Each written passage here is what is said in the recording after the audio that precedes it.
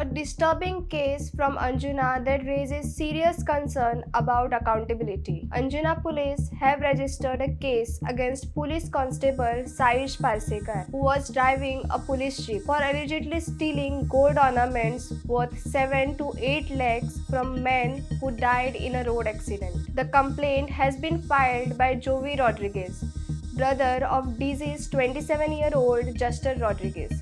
The family claims that the gold bracelet, earrings, and ring worn by Juster at the time of accident went missing.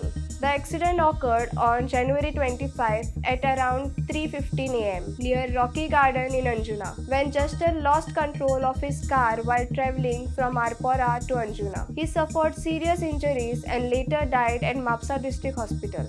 According to complaint, when the family tried calling deceased's phone after the accident, the call was allegedly answered by a constable who was present at the scene. Later, during the official panchanama, the jewellery was not handed over to the family. Following the complaint, Anjuna police have booked the constable and an investigation is currently underway.